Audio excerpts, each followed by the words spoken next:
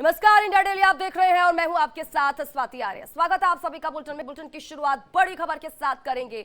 Hamas chief Ismail हानिया मारा गया। ये बहुत बड़ी खबर आज की, ये बड़ी जानकारी आप तक पहुंचा रहे हैं। तेहरान में अपने घर में मारा गया हानिया। तेहरान में इस्माइल हानिया का बॉडीगार्ड भी ढेर हो चुका है। आपको बता दें कि एक अज्ञात हमले में निशाना बनाया गया दोनों को ही। तो यह बड़ी जानकारी आप तक पहुंचा रहे हैं। हानिया जिसकी तलाश लगातार की जा रही थी। 7 अक्टूबर 2023 का वो दिन जो कोई नहीं भूल पाएगा, जब हमास की तरफ से इजराइल पर अटैक किया गया था। कत्लेआम इजराइल में मचा दिया गया था। किस तरह से जो हमास के आतंकी थे वो इजराइल में एंटर करते हैं, जमीन से लेकर आसमान तक तमाम जगहों से वो इजराइल में एंटर करते हैं और जो सामने आता है, चाहे बच्चा हो बूढ़ा हो, हर किसी को मौत के घाट उतार दिया जाता है। 250 से ज्यादा लोग जिनको बंधक बना लिया जाता है। उस बदले की आग में लगातार जो इजराइल था वो सुलग रहा था और बहुत बड़ा हम जो बदला इसे कहा जा सकता है जो अब इजराइल की तरफ से लिया गया है। तो ये बड़ी जानकारी आप तक पहुंचा रहे हैं। हमास चीफ इस्माइल हानिया मारा गया है। अब इसी को लेकर कुछ जानकारी अपने दर्शकों तक पहुंचाते हैं। इस्माइल हानिया दरअसल था कौन, अब ग्राफिक्स के जरिए ये जानकारी आप तक पहुंचाते हैं। तो कौन था इस्माइल हानिया? हमास की राजनीतिक शाखा का प्रमुख था इस्माइल हानिया। मास्टरमाइंड था इजराइल में जो हमले किए गए, कई हमलों का मास्टरमाइंड था इस्माइल हानिया, जिसको ढेर कर दिया गया है। आपको बता दें कि देखिए 90 के दशक में हमास से हानिया जुड़ा था। ये इस्माइल हानिया कौन था, ये जानकारी आप तक पहुंचा रहे हैं। शूरा काउंसिल का टॉप लीडर था इस्माइल हानिया। इसी के साथ ही शरणार्थी कैंप में आपको बता दें कि हानिया का जन्म हुआ था। ये तमाम जानकारी आप तक पहुंचा रहे हैं। इसके बाद देखिए हानिया छात्र राजनीति में भी सक्रिय था। धीरे धीरे करके उसने राजनीति में कदम रखा। इस्लामिक छात्र संघ का नेतृत्व भी इस्माइल हानिया ने किया था।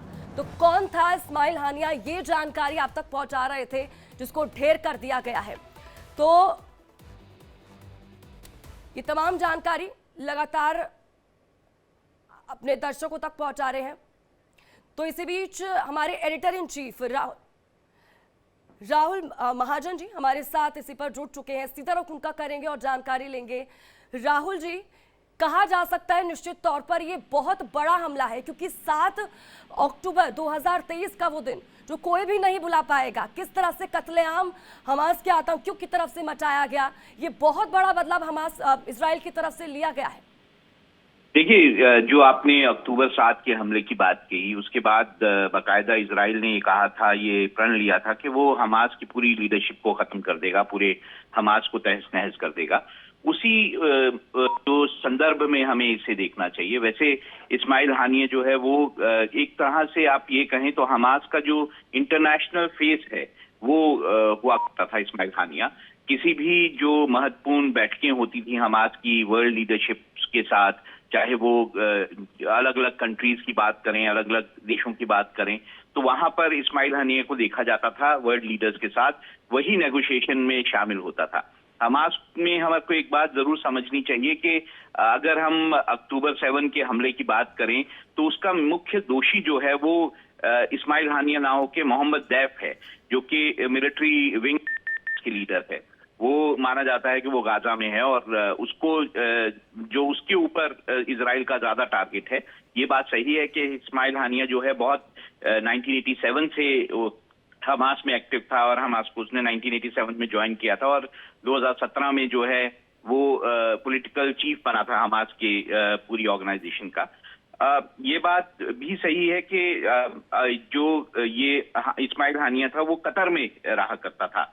लगभग अगर आप देखें तो हमास की ज्यादातर जो लीडरशिप है वो कतर में रही है और पिछले 12 सालों से वो कतर में रही है। ये इस वक्त जो है वो ईरान में ट्रेवल कर रहे थे। जो ईरान के प्रेसिडेंट नए बने हैं मसूद पश्किनिया, ये वो जो है उनकी शपथ जो समारोह है उसमें शामिल होने के लिए आए थे और वहां पर ये उनका जो वो जहां रह रहे थे उसके ऊपर जो है हमला किया गया, गोलियां चली और जिसमें जो है खुद जो है इस्माइल हानिया और उनका जो एक ईरान का बॉडीगार्ड था, दोनों मारे गए।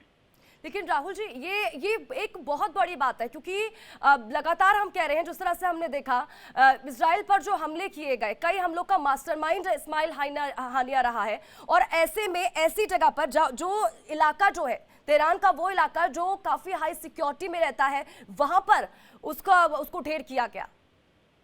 देखिए, अगर हम इस पे रिएक्शंस की बात करें तो ये भी हमें पता है कि ईरान के सुप्रीम लीडर अयतुल्ला खुमैनी के घर पर जो है सिक्योरिटी काउंसिल की बैठक चल रही है इस वक्त।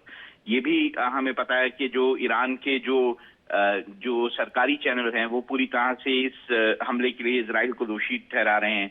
अब ये देखना होगा, क्योंकि जिस तरह से बहुत ही महत्वपूर्ण जो ईरान के लिए फंक्शन है उसमें ये पार्टिसिपेट करने आए थे, जो ईरान के नए प्रेसिडेंट बने हैं मसूद पजेश्कियान, उनके शपथ समारोह में आए थे। तो ईरान के लिए भी बड़ी ये जो है एम्बैरेसमेंट है कि उनकी देश में जो है जो हमास का एक सबसे बड़ा लीडर, पॉलिटिकल लीडर है, उसकी हत्या कर दी जाती है। तो ये ईरान के लिए भी बहुत ज्यादा महत्वपूर्ण, ये कहें कि सीरियस बात है, और इसको लेकर ईरान किस तरह के कदम उठाता है उसको देखना होगा। और वो जो कदम उठाएंगे उसके कारण जो ये पूरा जो एक कॉन्फ्लिक्ट चल रहा है वहां पर, उसमें किस तरह की बढ़ोतरी होती है या उसमें किस तरह की चीजें आती हैं, ये भी एक पूरे वर्ल्ड लीडरशिप के लिए महत्वपूर्ण बात होती है। चलिए ठीक है राहुल जी बहुत बहुत शुक्रिया हमारे साथ जुड़ने के लिए, तमाम बातचीत के लिए।